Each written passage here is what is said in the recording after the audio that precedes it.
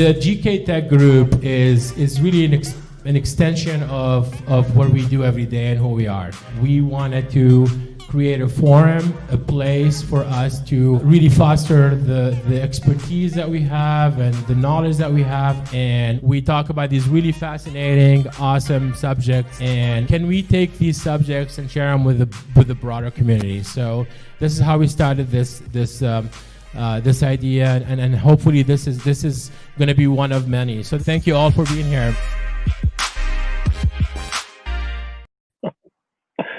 Wow. Remember those days?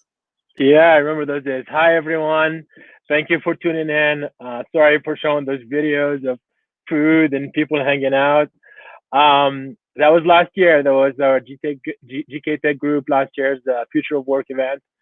And this year's, unfortunately, is being done virtually, but it is nonetheless very timely, very momentous. Ayal and I will invited Kyle, Jackson, and Emerson Tamer again to help us make sense really of what's going on, and really talk about where the world is going. So I'm gonna introduce Kyle. He's the CEO of a company called Talespin. They're at the forefront of really upskilling and training using new technologies such as VR, AI, and XR. So we'll start with a little a video about his company, and then we'll bring Kyle on. I think deep down we all knew the status quo for how we work and learn needed to change. Not to just learn, but gain experience, even to reinvent ourselves. So we got to work building something different, special, better. Something we wished had existed when we were kids. Now, the world is changing so much faster, and the distance between us is greater. Which is why what we've been working towards isn't a part of the future of work. It's a part of today. It's solved through the next level of connectivity.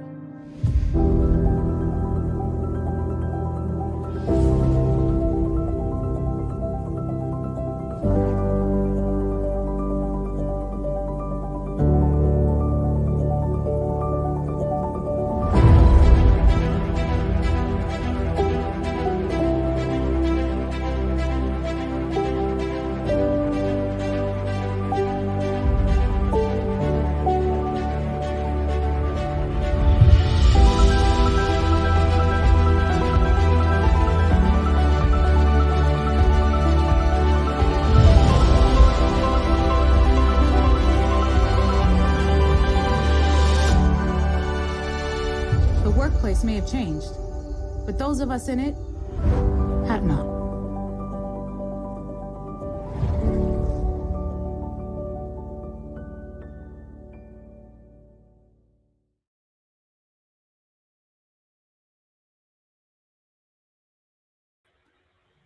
Hey, Kyle.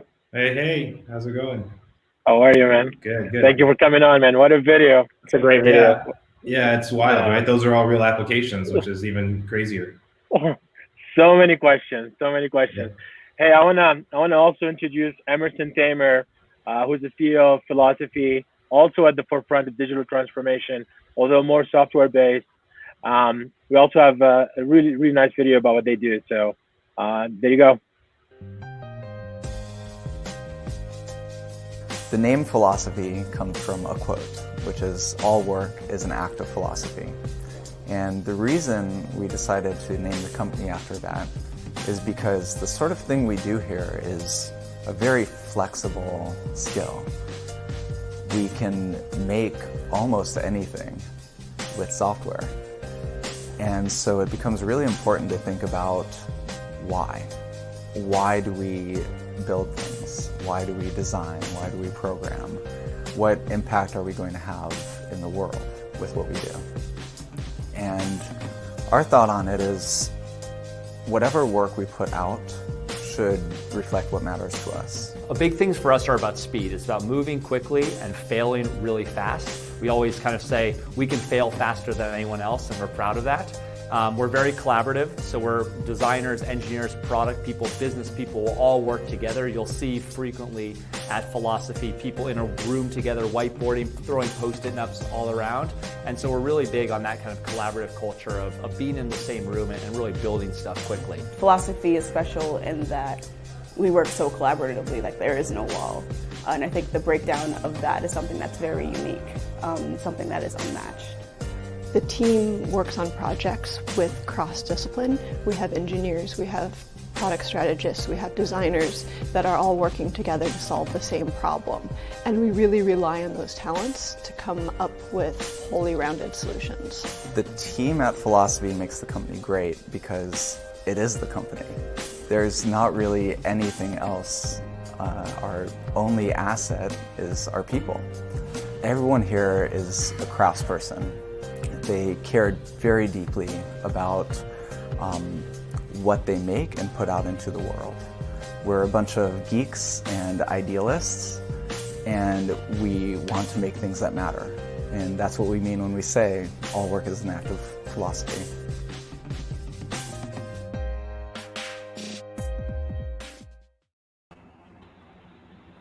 Hey, Emerson. Hey, how's it going? I'm good. Thank you for coming on, man. My pleasure. Hey, why don't you, again, thank you for attending GK Tech Group. I know everybody's busy. I'd like to, for you both to introduce yourselves for a minute or two. Amazing videos there. Maybe tell us a little bit about the firms. What are you guys doing exactly? Kyle?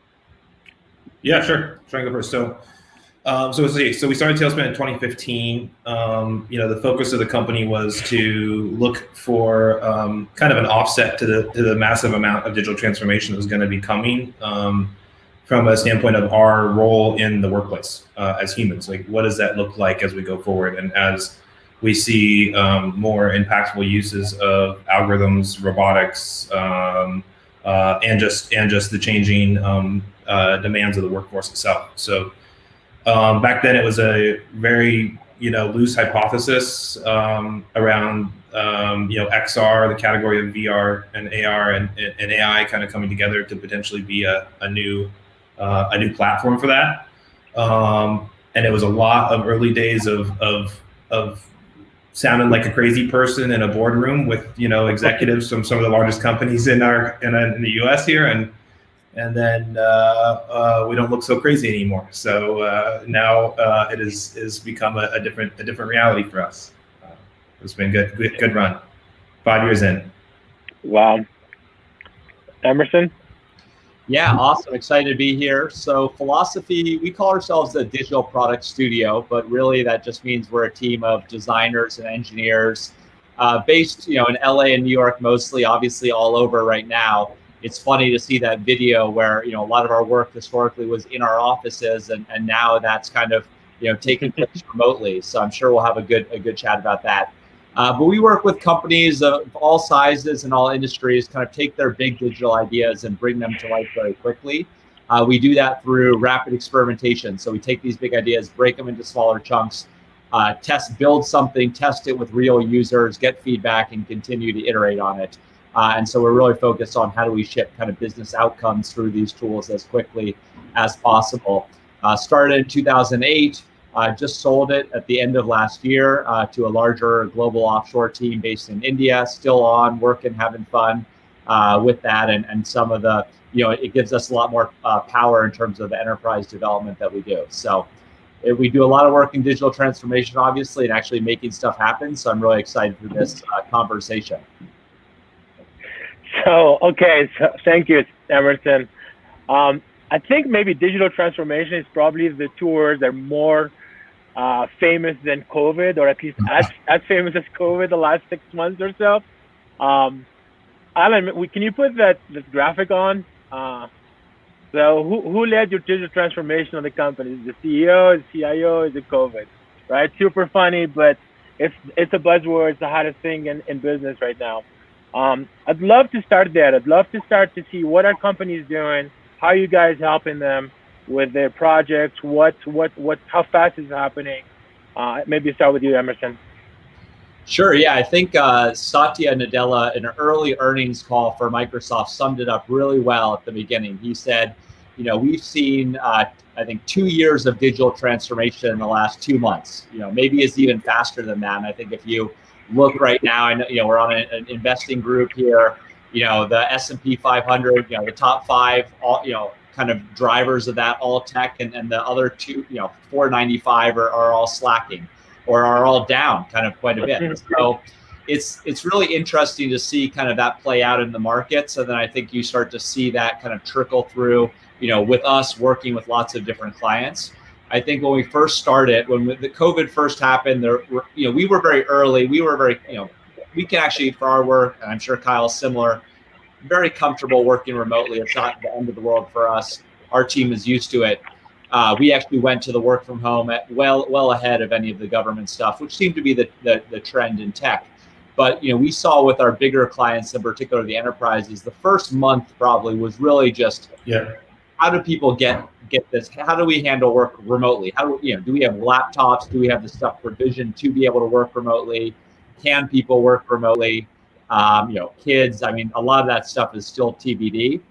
And so now I think it is pushing. I think there's been a lot of surveys of companies knowing they need to go maybe more self-service in how they do things. So maybe you're going to go to the bank less frequently. So you have to think about how do we do more of this stuff online. So I think self-service tools are a big area of the digital transformation that we look at.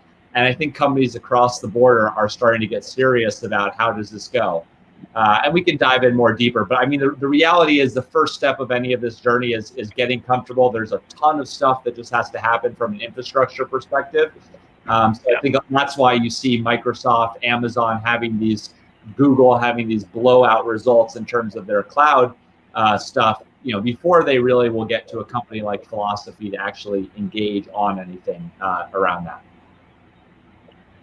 Kyle? So I think for us it's very interesting because we raised a Series B late last year, right? And that was based on one playbook and one go-to-market strategy that was around basically trying to figure out how to accelerate digital transformation and get people access to the types of things that we were building in XR, because it was still viewed kind of interesting and bleeding edge and not something that was like critical infrastructure like a lot of those products that Emerson's been building and that these tech giants have been benefiting from in this current cycle. And so we were figuring out like how do we reduce friction to expose them to this next wave, and a lot of the conversations were often very fraught with with objection handling, right? Like I don't, that seems like that's 3 years away or whatever. And in March that just completely started to change, right? We started having I had a lot of return calls from executives that I had talked to earlier last year or even in the years past, where all of a sudden they were like, how do we get an actual robust XR roadmap behind our business so that we can protect for kind of the business fault lines that we're now seeing. We also saw the same thing Emerson saw, which is we saw April was a wash to people trying to figure out which way was up. Early May, people got to the place where they were like, okay, now the new reality is starting to set in, and we better just start getting to work. And which was hard, right? Because work had all these other aspects to it that we started to talk about. But really what they started reaching out to us for was, okay, we got to look beyond this 2021 and beyond. What's the new standards? What's our new operating base? What is this technology and how does it play in it?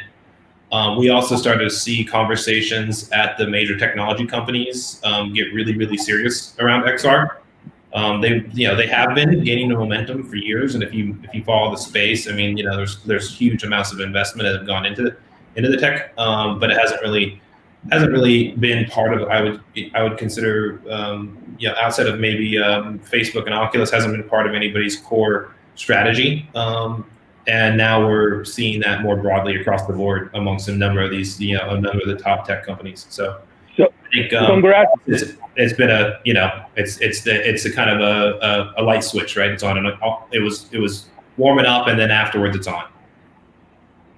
First of all, how timely for you both to have either exits or raise money before this mayhem. Congrats on that. But so great. What I'm hearing is everyone is serious about digital transformation now, right? how is COVID impacting your businesses? Like, how you guys adapted? Obviously, everyone has to work from home and so forth. I'd love to hear, because you guys are both collaborative. You have teams all over the place. You work on many projects at the same time. How are you guys dealing with it? We're a global business, as well, right? So we have offices in the Netherlands and team members across the U.S. and clients in Asia, and so remote tools are baked into the company now for 5 years. So it was. I think it took us about literally 2 days to move between the way we're working and being back up, and we haven't seen a massive productivity change since then. So, in fact, we've seen a lot of positive, ramifications based on, what we've seen with everybody going remotely. And so, overall, for us, it hasn't been a huge impact. Emerson? Yeah, I think it's been, interesting for sure. We were actually, because we do a lot of work cross office, we were looking at going more remote as an organization. For us as a business, our number one cost is people, and that was kind of alluded to in that intro video. That's really our team and what makes the products. And then the other thing is our 2 offices. And so they are beautiful offices, but in our world where we're doing more work globally, we're doing more work across different cities, across the U.S. and doing more work across our 2 offices. That expense is a pretty big hit of overhead that, for us, looking at how we can improve our EBITDA really would drive towards that. And the other thing is, and Kyle alluded to it, I think when we look at our talent base, how we can get talent across, at least the U.S. Is really important. I think in our cities, LA and New York, we're competing with the tech giants, and right, before COVID, this has changed a little bit, but before COVID, the job market was really challenging. And for us, we're a consulting business, so we do great work, but our margins are what we can ultimately mark up on people with our overall team and whatnot. And so we can't, but we at the same time we can only charge so much, so we can never compete with salaries with an Apple or a Facebook or a Google. Compete in many other ways in terms of culture and benefits and the type of work they do. But so I think that sort of thing is something we were looking at. And so from that sense, I think there's some benefits to us long term. I think in terms of the challenging aspects, obviously, when an economy gets wrecked in a short run, it hurts the consulting business. We're seeing a nice rebound now, but the first couple of months were a little slower than we normally have in the end of Q1 and Q2. And then I think the other thing is that now we're kind of getting to this point. It's not around work from remotely, but it's people don't have an outlet. So I think, and I know this is across not just us, but we have team members who would normally take PTO. They would go traveling, but they don't want to go. They don't want to travel because of there's nowhere to go, so they don't take time off, and that increases burnout. You don't have your typical outlet of as easily going out to drinks with friends, blowing off steam, going to the movies, playing sports, team sports. So I think there's that aspect is taking a hit on people's psyche, and so we're trying to do lots of things to help improve that, but it's a struggle just with everything going on in the world. So 2 questions that I have for you, Emerson and Kyle, also to touch on what you were talking about. One is work from home, and you guys mentioned that it's it's effective, it's streamlined now. So, but I've read several articles recently about kind of work from home fatigue and productivity starting to decline, and I imagine part of it is what you just said, Emerson, which is people also don't have anything else to outlet.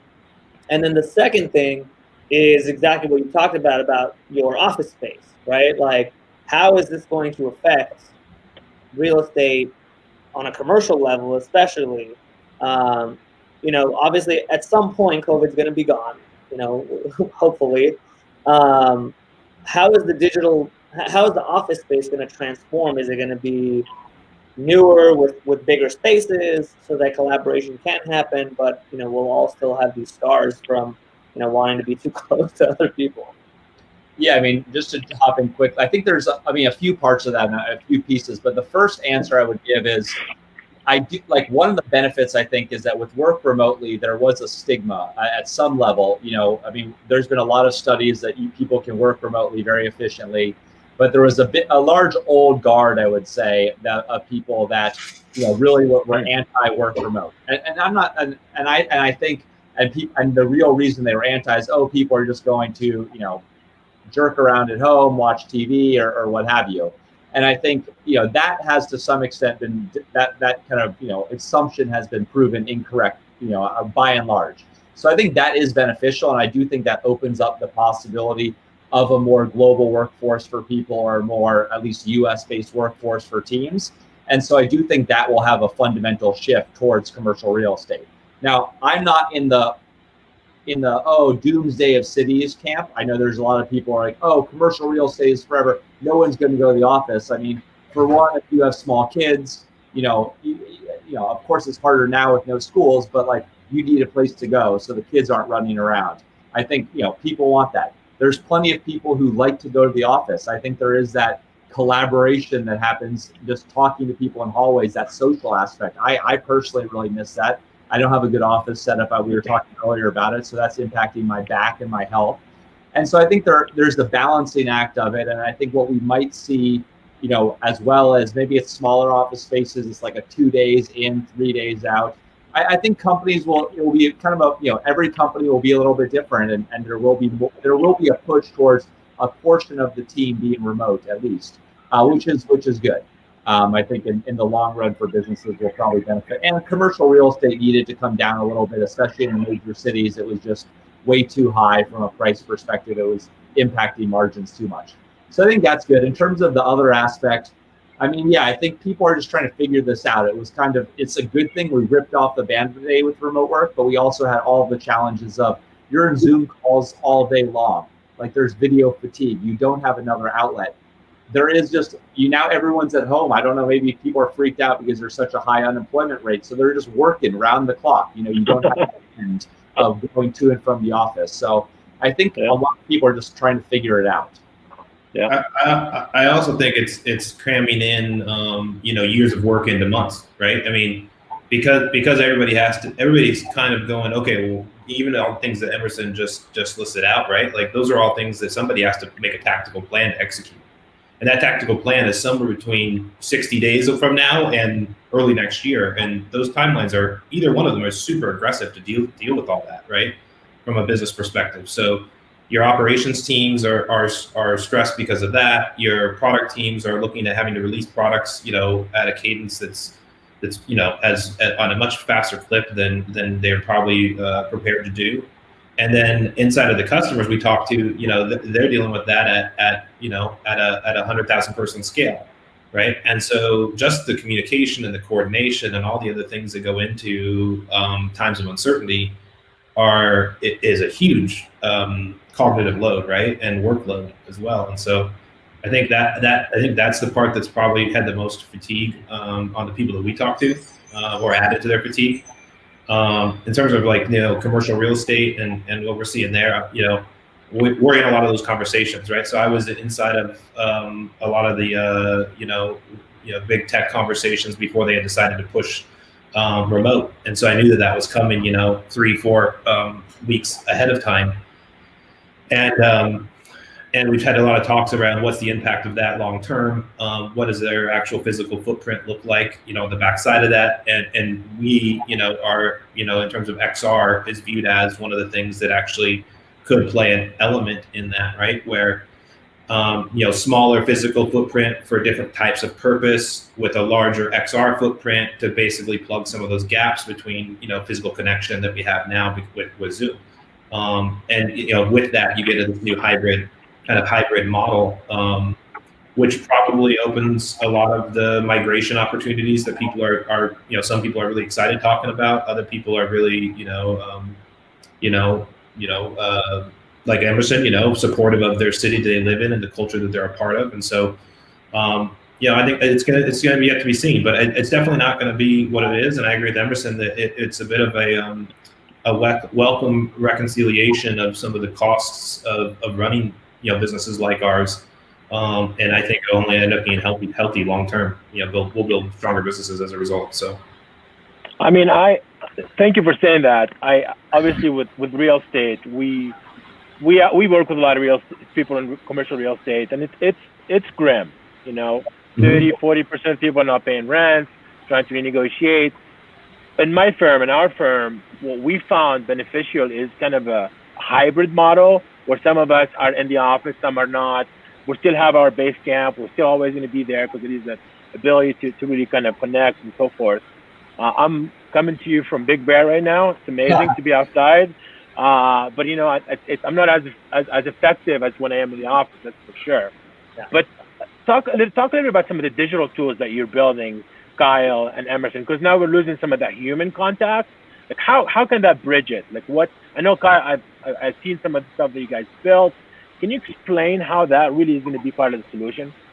Yeah. So for people that aren't familiar with kind of VR or mixed reality, you wear a head-worn device like a pair of glasses, and through that, it changes my view, right? So in VR, it's fully encapsulating. You enter a virtual environment, you leave your physical space, and in mixed reality, you layer new digital elements on top of that world. And so I think mixed reality is really where this is all heading over time, right? Because there's a lot of just logical reasons for that in terms of people needing to be able to move around their physical space and kind of carry on with their day, where VR becomes more closed off and it's more of a focused interaction. So right now, today, you can put on a mixed reality headset and Emerson could show up here as a hologram looking like Emerson. And when Emerson speaks, his hologram animates, and it's as if they're in the room with me. Yeah. Your hair would not translate well to today's application. We'll fix that. Give us a minute.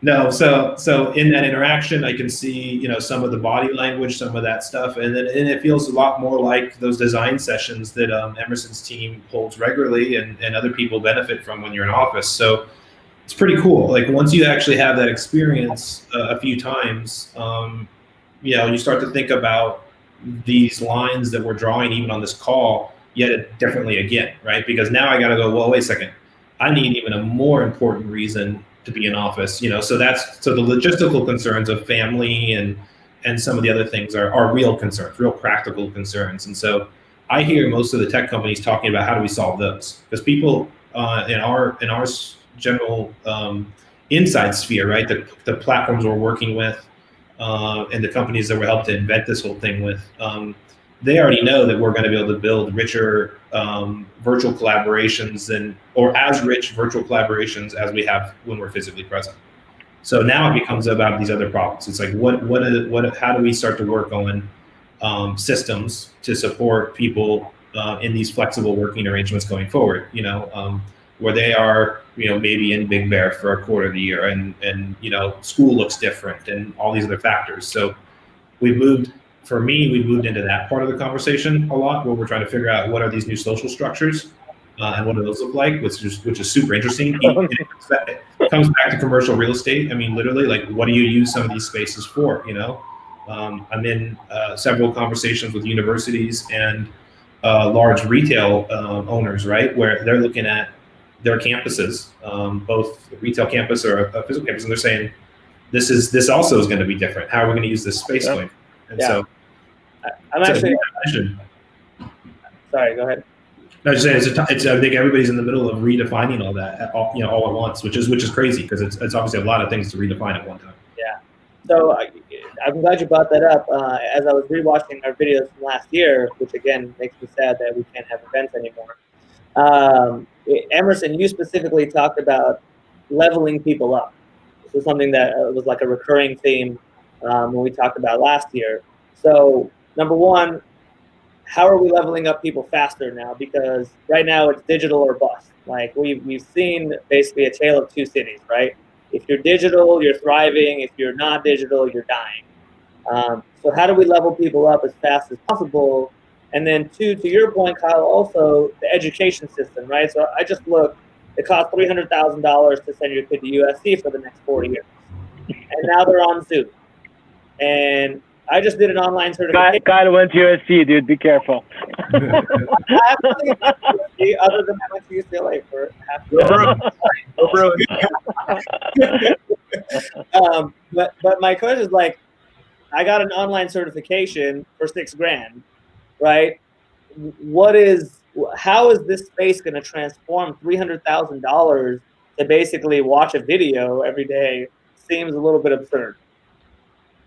Yeah, well, I think the whole the education thing is probably a whole conversation and panel in its own right. It's a tough one for sure. I think it's a good. I think with the upskilling, right, it's a big one, and I think, there's a lot of things that this pandemic have kind of accelerated. We could call it the great accelerator in many ways, and one of those things is also, we were talking about what's the potential for job loss 10, 20 years ago or 10, 20 years down the line due to AI and automation, and guess what? We just had way more job loss in way shorter amount of time than we ever could have predicted in the beginning of this year, breaking all sorts of records, and certainly a much faster wipeout of jobs than AI or automation would ever hit. That might have a real impact, but it would never happen as fast. So I do think, where we were standing a year ago, it is a little sad in many ways, because it just shows how much we need to be emphasizing leveling people up, and really the government needs to be putting a lot of emphasis and dollars behind it. And I do think that the digital aspect is one aspect. I think in terms of specifics, I think I just saw something yesterday that Google put out has like a certification for programming skills, and they're planning, it's not $300 or $600. And they're planning to treat someone who takes that with the same credit as if they went to a 4-year university and majored in computer science. So, I do think there's other benefits to the university system and whatnot, and different, which again, another whole conversation. But I do think that sort of stuff that Google is doing is really interesting. I do think one of the other benefits of this pandemic is people are learning a lot more, it seems like. I know a lot of people, whether they are out of jobs or in jobs, they have more time because they're not commuting, so they're taking online classes. I did a quantum computing class at the beginning of this. I've been taking a lot of master class, videos. It's a little bit different than like a class, but it is a good time to learn and reset. So hopefully that continues. But I think that we do need to have a much more structured plan around leveling people up, because there are some jobs that are likely to shift forever with the digital kind of revolution. Kyle, I know you've done a lot of work, and this is literally your business model. But maybe talk a little bit about some of the work you guys have done as far as upskilling and leveling people up. Well, I think there's some really interesting things going on, right? So when I started my career, the X Prize had just launched, right? And that was to send private citizens into space, right? And about 4 weeks ago, the new X Prize was launched around this topic. So they're now putting this level of importance as sending somebody to Mars, right? So it's a pretty existential crisis at this point, based on some of what's happening. And so, kind of like the halfway mark between last year and this year for this event, right? The World Economic Forum held its conference at the top of the year, and it was talking around roughly 1 billion people would be affected by some of these technology changes over the next decade. And that was all a reskilling need, right? And so they said, okay, we've got some time, but it's 1 billion people. We really got to get to work. And governments were really leaning in. Singapore and UAE have been really leading the way. And even the US government has some really interesting initiatives going that aren't really getting the light that they probably should. And now they issued a statement last week that they think that number is around 305 million as of the end of this year. Wow. Because of COVID. Mm-hmm. So you're talking about 30%, 30% of that eventual group inside of the first 12 months. And so, globally, that's a crisis that we haven't even begun to start to think about. And it's not all digital skills, right? So that's the other issue we've got, which is that a lot of work, the lion's share of work is not people doing digital skills or using digital skills. So those jobs are the ones that we have to figure out how to move people quickly into, and how we have to figure out how to kind of more evenly distribute that opportunity. And so again, XR is basically the nature of it, right? It's a tool to fix that. And so kind of on our end, the pressure's on, right? Like this has got, the time to be a major contributor to this as a solution has accelerated by years. And just generally, I think the ecosystem needed a few more years to evolve, to really be in the right position to be able to properly respond. And so we got this juxtaposition of timelines now that is going to be pretty tough to reconcile. And unfortunately, there's just a lot of people that could potentially affect. So we're really, we're trying to figure out how to, what can we do to accelerate all those timelines, and what can we do to bring together some of these other partners, both at the government level and even the commercial real estate level, the university level, to basically start to build consortiums around this, to move quick. And so that's really been the lion's share of my days since early April, is trying to figure out who those players are that are actually willing to stand up and do something, right? And actually put their money where their mouth is around this problem, because it's easy to talk about the problem, but I mean, it's a pretty big one to lean into and really start to, to move. And so hopefully we'll see some of those calls to actions really start to bear fruit here this fall. But right now I'd say it's still kind of in the formation stages. Ayal and I talked about how, during periods of pandemics or major crises, that's when major innovation happens. And I think this is kind of what we talked about. Is this really a time of reckoning? Is this a time we're gonna stand up and make some, like, our education system needs to evolve. A lot of our infrastructure needs to evolve. Is this the time that you guys will see this happen? So to add to that, for those of you who have been on previous webinars that I've done, you'll know that I'm a little bit of a history nerd also. And so I went back and I listened to a ton of podcasts and webinars and all this stuff about the history of pandemics. And basically what has happened throughout history is, whether it was the Spanish flu or the Black Death, the bubonic plague over time, obviously it's a horrific experience during the time that it's happening, just like it is right now.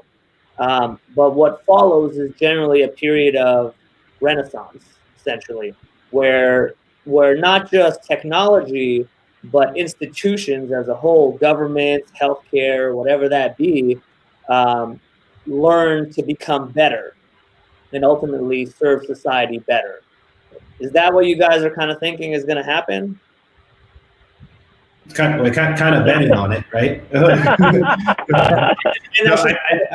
How long do we see this timeline? As the Shopify CEO told us that they pulled 10 years of growth into one quarter. I think the really unfortunate thing is we've got such a divisive conversation going on at the time where that should be the conversation, right? It was massive opportunity, and there are real players with real money that look to really improve, some of the infrastructure of our society, and they're all sitting at the table, right? And they're all like, let's do this. Meanwhile, we have, kind of a botched response here in the U.S. that's certainly to COVID, that's certainly impacting our ability to get those deals done, getting people focused. Globally, I see a very, very different response. I mean, we have a deal in China that is coming together, that when you wrap your head around the implications of it, I mean, it's the kind of dream that we should be putting forth here in the U.S. And it's I don't even see players talking in the same language, around the same topic here. We're literally not, we're both figuratively and literally speaking two different languages, right? And that's super unfortunate, because I think it is that time, right? It is. I mean, we even saw, take a pandemic aside, the financial crisis, there's also equal opportunity that comes out of those, right? The last time, 2008, I mean, the number of companies that we all look in our daily brands today that were born in that time is really pretty mind-boggling. So I think, from an innovator standpoint, it's an amazing time. I just wish we could be talking more about that conversation than I think people are at the public level, right? I mean, behind the closed doors and, the meetings that we get to be a part of, it's happening. But I think it takes consensus, and it takes, broader citizen, engagement to make those things really happen at the speed we need to make them happen. So. Yeah, I mean, just to build on that, I hope so, right? I mean, obviously, in the moment of crisis, it's always harder to actually get any of that stuff done. But I think if you do look at the acceleration of remote work, I think that overall has a net positive on society and business. And I think that opens up a lot of possibilities for new tools and new things in terms of how did that go. I think if you look at the acceleration of telehealth, I know there was a question coming in around the future or like clinical psychologists, but telehealth, I mean, the government has done a decent job of rapidly approving some of the telehealth stuff. And I hope that continues to accelerate because there's a huge opportunity to kind of, there's a lot of things you just don't need to go into the doctor's office for that you end up wasting hours of the day waiting in the waiting room. So hopefully that acceleration is a benefit that opens up a lot of, GDP growth. I mean, I think digital transformation at large, like that acceleration again, probably opens up a lot of benefit and kind of GDP growth. So I hope that's there. And then I think you look at things like, beyond just telehealth, like within healthcare, like this pandemic, I think it kind of does just further exposes how bad the healthcare system in the US is and how much money we pay for it. And that is be a great thing to kind of rip the Band-Aid off. And then lastly, I think, it's this one, not to get too political on this, but, I think Andrew Yang was really pushing the whole UBI, universal basic income thing. We're seeing the start of that really with the expanded unemployment. And I know that's, held up right now in a big political debate. But if you're looking at some of the studies out of how that, $600 unemployment is, it actually benefits a lot. And I think long-term, if you think of UBI and how does that actually let entrepreneurs flourish as well as, better healthcare here, because I think in the US, one thing that really holds back entrepreneurs is the healthcare. You see a lot of entrepreneurs won't start something, they stick around their job for the healthcare, and then they don't have that base. So that kind of having that kind of social layer, could actually have, while still having huge capitalism, could actually have huge gains for society. So I'm pretty bullish on some pretty big changes happening both at the private level and also at the public level, kind of like Kyle was saying. I may want you to come back talk a little bit more about that stuff because I totally agree with you. Those two things would make a huge change. But I can't have you guys here and not ask you what advice do you give to entrepreneurs, right? It's a lot of people's business models have completely shifted or are dead. Like what? Obviously, you both are in fledgling industries and done well, and obviously raised money too at an opportune time. What's your advice now to people that are going through this? So what I'm seeing is this complete disruption of distribution in a lot of sectors, right? So if you think of how much of the world depended on people being in person to deliver their services, and the fact that is now got this big roadblock in the middle, is exposing a huge number of legacy businesses that opens the door for entrepreneurs to come up with solutions. And so, I mean, if I was just had free time, I would literally sit down and make a list of every business that falls into that characteristic and think about how can I, at a local level, at a regional level, at a national level, potentially do something to help with that stream. And there's going to be really good, solid, relatively large businesses even at that local level. So it doesn't have to all be a massive software platform that is globally relevant, right? I think there's a lot of these services that can be disrupted at the local level with just a little bit of technology and somebody that's more nimble that honestly has the background of Emerson's team to come in and rapidly solve some of those problems. So to me, it's just a blue ocean of that kind of opportunity right now. And it's never been cheaper to build some of those tools. And unfortunately, the people that are running those businesses have had a long time to do that and have not been successful. So it opens the door, for businesses like Emerson's to be extremely successful and for entrepreneurs to put their team together and solve a problem. And people have never had, a shorter window to say yes. So one of the hardest things as an entrepreneur is you can you can believe that everything is going to work for a really long time, based on you know, kind of the prolonged no. And so it's actually good. It's actually good to have some timelines and some deadlines, you know. And so this climate puts some of those bounds in place, which I think from an entrepreneur is a really welcome thing. It's stressful, and you gotta execute. But if you can, I mean, the door is wide open for you to step into some really substantial lanes of distribution on existing services and products, and you know, and businesses.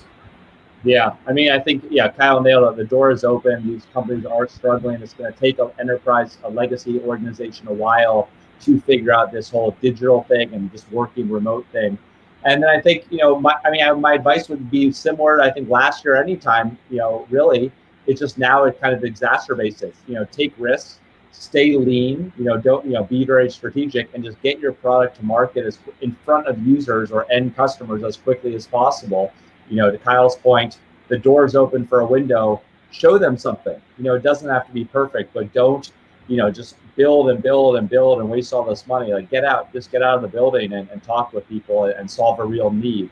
And then, you know, you'll be successful from there. I also think the stigma of having to be in one of the major cities to be a substantial or a legitimate, you know, technology player or startup is going to get beat deep. I mean, it's irrelevant for the next, year. So as an entrepreneur, I would play that into my advantage, at every turn, right? Reduce your costs, assemble a remote team, build aggressively, and we'll see a whole bunch of interesting things emerge on the next, on the backside of this next 12 months that probably played that playbook. That's great. You want to take a couple of questions, Ayal, and then get some closing remarks? I'll wait for a few more to come in if you guys want to send some more in. I kind of anecdotally just want to ask you guys, on a lighter note, what are some of the things that you guys actually be like? If the shutdown stops tomorrow, what's the first thing you're going to do? Well, if my passport is worth more than a piece of trash, which it is right now, then I'm probably get on a plane and go to another country and explore and see people. Yeah. So, I also had our first daughter in the middle of all this, so that's been an extra layer of interest. So I would probably just like to get her outside of this house and introduce her to the world before she thinks that she lives in Biodome, and and I have to deal with those psychological issues 13 years from now. So it's almost anything right along those lines in that lane. So we talked about this guy. I mean, hopefully this will be when she's 10 or 15 years old, you can tell her, hey, remember 2020? That's when you were born, You were lucky you were a baby. Exactly. Hopefully she knows no different, right? And she just, all of the stuff we're talking about right now, it just becomes what she knows to be the reality in the future. We don't even compare it to the before, so we'll see. Let's take that question about, there's someone talking about opinion of future jobs related to food.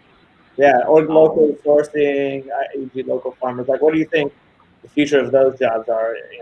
Yeah, I can pop in. I mean, I think there's some really exciting stuff from that's happening in kind of the agri-tech space. We did a project actually kind of with a rope, building an autonomous vehicle that replaced one of the picker jobs, but it was really the most dangerous one, the heavy weight, so a lot of liability there. Agri-tech in general, I think, local farming, city farming, there's some really interesting technology that's coming out there and, would benefit cities in particular. And I think also, one other thing of this pandemic, this is for better or for worse, but we're definitely seeing kind of a shift from the hyper-globalization to a little more, national view.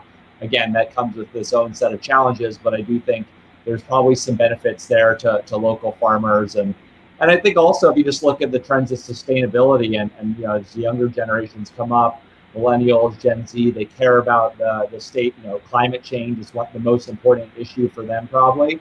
And so that stuff, local farming becomes a lot more important to them, because, the major farms are one of the big, producers of kind of greenhouse gas emissions and that. And there's also some pretty interesting technology. I know my cousin's investing in a company that kind of helps cows produce less methane by significantly, and there's some companies in that space like kind of adding stuff to the feed. So I think there's a lot of interesting kind of things happening from both a science perspective and then also a tech perspective. And then lastly, because I did this quantum computing course, apparently like one of the big aspects of quantum computing, it's still a ways off from actually getting there, is things around chemicals and is around agriculture.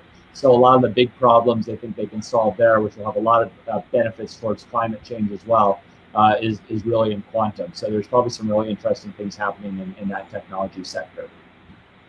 I actually, so those are all interesting, and I don't get a lot of exposure to those types of opportunities. But the thing that it's just an interesting question, because it actually, all of that Emerson just painted a picture of is going on. Meanwhile, when you take remote work and you walk it out in this kind of future world, there's no difference between somebody that used to be a local farmer and somebody that is in New York for some of these jobs. If you introduce XR, and the tools that we're building inside of that, it only gets that distance only closes up more. So I think we're going to see a lot of people that choose. We're going to see a bifurcation between lifestyle choices and opportunity choices, where historically, we've seen those really have a substantial impact on each other. Either I'm making a choice for an opportunity and therefore it's impacting my lifestyle, or I'm making a lifestyle choice and therefore it's impacting my opportunity. And I think that bifurcation is something that's going to be really interesting to watch over time. And so, we could have local farmers that are operating as telecom technicians from their farm, using XR to basically remote in, be a remote expert in, or to run autonomous agents, drones or vehicles or other things, to help provide services somewhere else. So even that somebody who was historically, focused on something like farming, I think we're going to see a broad change of that spectrum, over the same next couple of years, or at least have optionality, right? Like it's no longer polarized, that it becomes a choice. And hopefully there's some technology to help me keep my plants alive. Yeah, gardening is big right now, man. I want the methane reducing thing, because I'm tired of all the vegetarians telling me how my exactly contributes to global warming. So when that happens, let me know, Emerson. I'll be to shove that right back in the thing. We have a question here, which I think I'll kind of field myself, given the nature, which is, how can clinical psychologists be prepared for the future of work? So for those who don't know, my history, actually, before I became a financial advisor, I actually did family counseling. And so I have a little bit of experience as a clinician, and my girlfriend is currently a clinical psychologist who is doing this all day long, essentially telehealth, via, just these, whether it's Zoom or whatever other application they're using. It's not that much different, right? You set up, if anything, the efficiency is better. You can kind of, set people up one after the other. You do lose something, and this is kind of a question we never really got to because we're out of time here, but we all kind of lose something via Zoom, right? We lose this sort of human feel, and no matter how great we are on Zoom, and no matter how bubbly our personalities are, having someone sit next to you, that energy is something that you can't exactly replicate. So I think, just embrace the change for now. And like we've been talking about, I don't think it's an all or none solution in the future. I think it is having the best of both worlds. What makes the most sense? Efficiency. We talked about efficiencies in our job. Like we can have reviews with our clients, 20 at a time if we want to create efficiencies where where a lot of our people have the same questions or whatever. So, just having a little bit of everything will probably be the business model of the future. I wanna close this. Thank you guys for coming. A really awesome conversation. We could talk about this for hours. I hope everyone goes and take quantum computing class like Emerson has. I'm gonna look into it, but I think we all can take this opportunity or this weird time to really learn something or do something different. But we'll leave it up with one last question, which is, what one thing that you wish the world can come out of with after COVID? One positive thing that the world can come out of. What will it be? Wow. You go, Emerson. You go. Yeah. I think I put in a few of mine that I was hoping for. I sprinkled throughout, but I think one that I mentioned was just like, we're all in this together. Like, it's so frustrating how polarized everything has become, because the reality is no one wants dead people. No one wants to be stuck in their apartments or houses all day, across the world. We should, like this, if I think after 9/11, what a horrible thing, but all of New York banded together. And the world banded behind New York, not just the U.S., but the whole world. The tourism actually shot up after. And I just hope we start to see some of that, which we aren't seeing today. It's just so polarized and, nationalistic and everything. So I hope we can get back to that kind of, for the sake of humanity, empathize with one another. Yeah, I would agree. I mean, I think we covered so many things that are kind of a rethink of some of the most important structures that society really builds upon, right? And we all build our families upon, and we build our, what opportunities that we engage in upon. And if even 50% of what we talked about here on the call gets a little bit of a rethink, I mean, we're going to be in a much different place. And so, I constantly go back and forth, and Hatem, you know this, because we talk about the markets, and I constantly go back and forth between how crazy some of the valuations are and the actual fact that if we actually put new structures under some of the things that we're talking about, how explosive that would be for growth.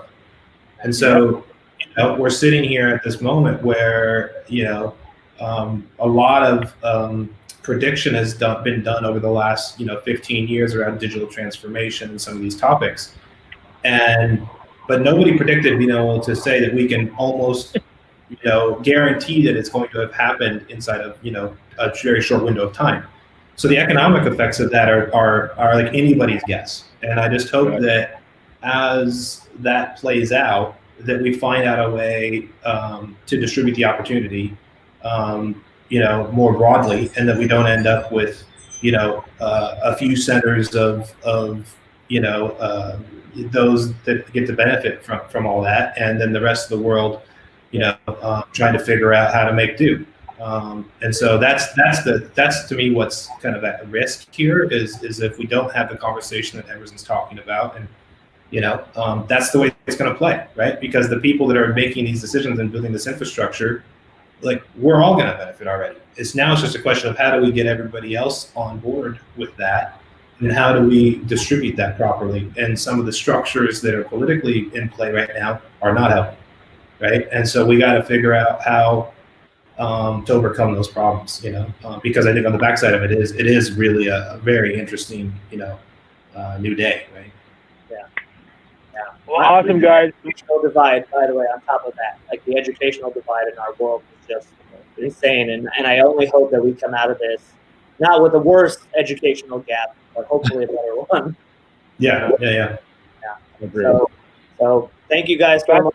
Yeah, fascinating conversation, guys. Really appreciate you coming on. I'm going to keep following you guys. We'll keep talking. Hopefully the next one will be in person. Yeah. Hopefully we'll be in drink. All right. Stay safe. So, soon, guys. Emerson, thanks, guys. You guys, if you have any questions, reach out to us at Gerber Kawasaki, Hatem at Gerber Kawasaki, Ayal at Gerber Kawasaki. Let us know if you need anything. Cheers.